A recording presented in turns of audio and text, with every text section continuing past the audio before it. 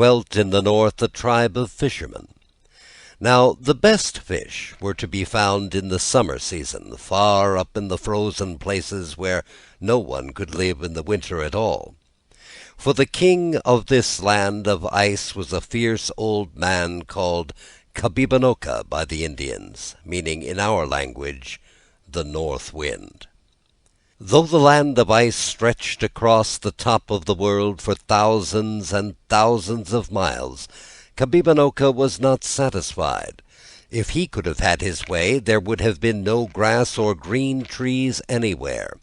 All the world would have been white from one year's end to another, all the rivers frozen tight, and all the country covered with snow and ice. Luckily there was a limit to his power.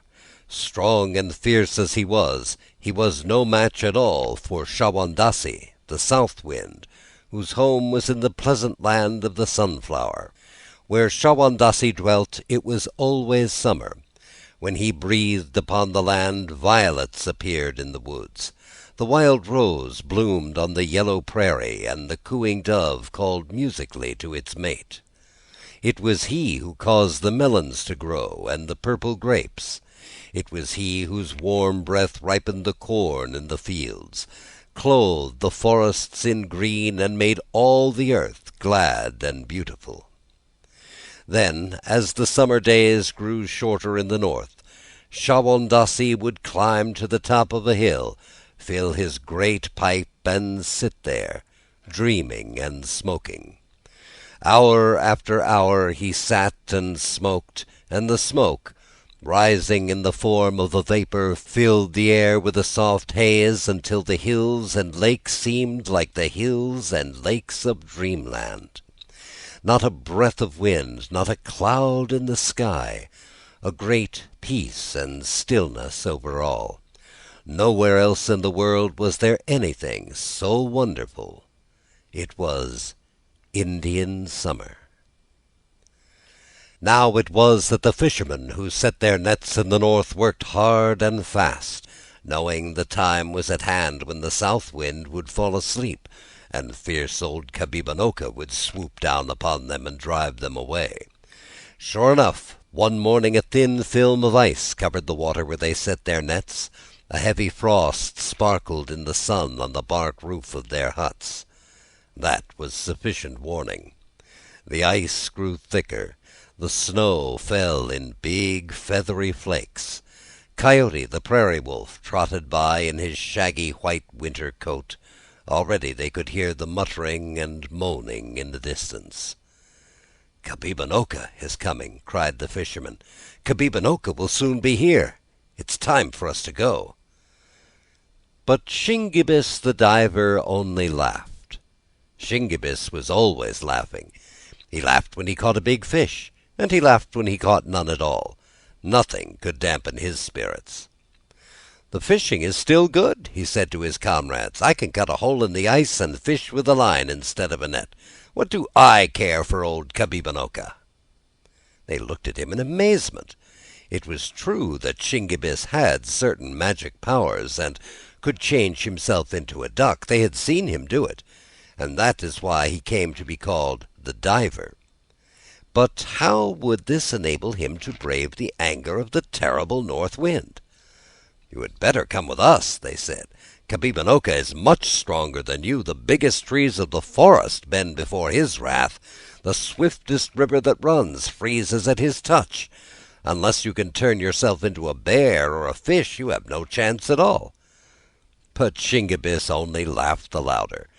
"My fur coat lent me by Brother Beaver, and my mittens borrowed from Cousin Muskrat, will protect me in the daytime," he said. "And inside my wigwam is a pile of big logs. Let Kabibanoka come in by my fire if he dares." So the fishermen took their leave rather sadly, for the laughing Shingebis was a favorite with them, and the truth is, they never expected to see him again. When they were gone, Shingebis set about his work in his own way. First he made sure he had plenty of dry bark and twigs and pine needles to make the fire blaze up when he returned to his wigwam in the evening. The snow by that time was pretty deep, but it froze so hard on top that the sun did not melt it, and he could walk on the surface without sinking in at all. As for fish, he knew well how to catch them through the holes he made in the ice. And at night he would go tramping home, trailing a long string of them behind him, and singing a song he had made up himself. Kabibanoka, ancient man, come and scare me if you can. Big and blustery though you be, you are mortal, just like me. It was thus that Kabibanoka found him, plodding along late one afternoon across the snow. "Ooh, ooh!" cried the north wind.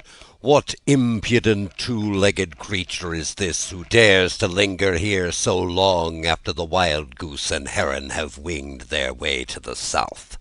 We shall see who is master of the land of ice.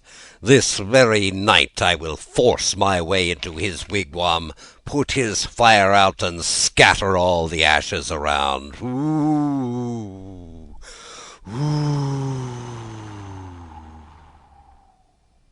Night came. Shingebis sat in his wigwam by the blazing fire, and such a fire! Each backlog was so big it would last for a moon. That was the way the Indians, who had no clicks or watches, counted time instead of weeks or months. They would say a moon, the length of time from one new moon to another. Shingebis had been cooking a fish, a fine fresh fish caught that very day. Broiled over the coals, it was a tender and savory dish, and Shingebis smacked his lips and rubbed his hands with pleasure. He had tramped many miles that day, so it was a pleasant thing to sit here by the roaring fire and toast his shins. How foolish, he thought, his comrades had been to leave a place where fish was so plentiful so early in the winter. "They think that Kabibanoka is a kind of magician," he was saying to himself, "and that no one can resist him. It's my own opinion that he's just a man, just like myself. It's true I can't stand the cold as he does, but then neither can he stand the heat as I do." This thought amused him so much that he began to laugh and sing, "Kabibanoka, frosty man, try to freeze me if you can. Though you blow until you tire, I am safe beside my fire." He was in such high good humor that he scarcely noticed a sudden uproar that began without. The snow came thick and fast. As it fell, it was caught up again like so much powder and blown against the wigwam, where it lay in huge drifts. But instead of making it colder inside, it was really like a thick blanket that kept the air out. Kabibanoka soon discovered his mistake, and it made him furious. Down the smoke vent he shouted, and his voice was so wild and terrible it might have frightened an ordinary man, but Shingebis only laughed. It was so quiet in the great silent country that he rather enjoyed a little noise. "Ho, ho!" he shouted back. "How are you, Kabibanoka? If you are not careful, you will burst your cheeks." Then the wigwam shook with the force of the blast, and the curtain of buffalo hide that formed the doorway flapped and rattled and rattled and flapped. "Come on in, Kabibanoka," called Shingebis merrily. "Come on in and warm yourself. It must be bitter cold outside." At these jeering words, Kabibanoka hurled himself against the curtain, breaking one of the buckskin thongs, and made his way inside. Oh, what an icy breath! So icy that it filled the hot wigwam like a fog. Shingebis pretended not to notice. Still singing, he rose to his feet and threw on another log. It was a fat log of pine, and it burned so hard and gave out so much heat that he had to sit a little distance away. From the corner of his eye he watched Kabibanoka, and what he saw made him laugh again.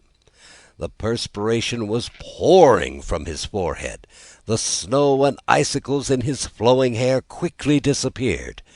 Just as a snowman made by children melts in the warm sun of March, so the fierce old north wind began to thaw. There could be no doubt of it. Kabibanoka the Terrible was melting. His nose and ears became smaller. His body began to shrink. If he remained where he was much longer, the king of the land of ice would be nothing better than a puddle. "Come on up to the fire," said Shingebis cruelly. "You must be chilled to the bone. Come up closer and warm your hands and feet." But the north wind had fled, even faster than he came, through the doorway. Once outside, the cold air revived him, and all his anger returned. As he had not been able to freeze Shingebis, he spent his rage on everything in his path. Under his tread the snow took on a crust. The brittle branches of the trees snapped as he blew and snorted. The prowling fox hurried to his hole, and the wandering coyote sought the first shelter at hand. Once more he made his way to the wigwam of Shingebis and shouted down the flue. "Come out!" he called. "Come out if you dare, and wrestle with me here in the snow. We shall see who's master then." Shingebis thought it over. "The fire must have weakened him," he said to himself, "and my own body is warm. I believe I can overpower him. Then he will not annoy me any more, and I can stay here as long as I please." Out of the wigwam he rushed, and Kabibinoka came to meet him. Then a great struggle took place. Over and over the hard snow they rolled, locked in each other's arms. All night long they wrestled, and the foxes crept out of their holes, sitting at a safe distance in a circle, watching the wrestlers. The effort put forth kept the blood warm in the body of Shingebis. He could feel the north wind growing weaker and weaker. His icy breath was no longer a blast, but only a feeble sigh. At last, as the sun rose in the east, the wrestlers stood apart, panting.